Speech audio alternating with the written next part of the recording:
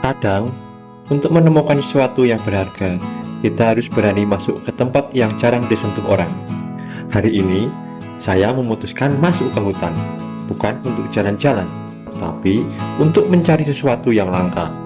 Bibit cabai Jawa, tanaman kecil tapi menyimpan banyak manfaat, dan sayangnya makin sulit ditemukan. Cabai Jawa adalah tanaman rempah-rempahan yang dulu banyak tumbuh liar. Buahnya kecil, memanjang, berkerut, dan rasanya pedas. Dulu biasa digunakan untuk jamu, pengobatan, dan masakan tradisional. Tapi sekarang makin banyak orang melupakan tanaman ini, bahkan jarang dijual di pasaran. Itulah kenapa saya ingin menanamnya. Tapi untuk itu saya harus cari bibitnya langsung dari alam.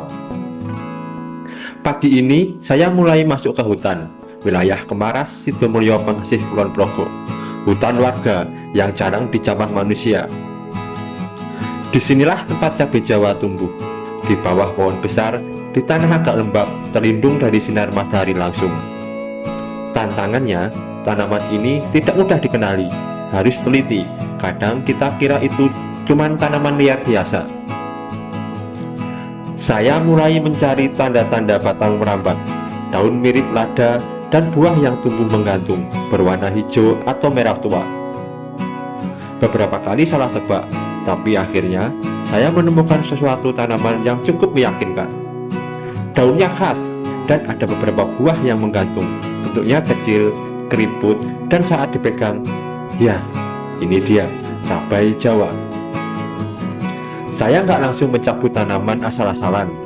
Saya cari yang sudah tua, punya anakan di sekitarnya, dan bisa dibawa pulang dengan akar utuh.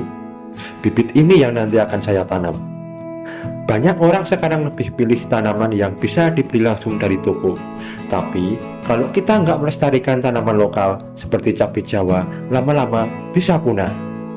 Padahal manfaatnya luar biasa.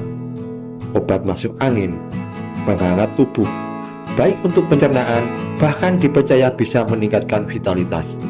Tanaman ini adalah bagian dari warisan kita, dan saya merasa punya tanggung jawab untuk menanamnya kembali.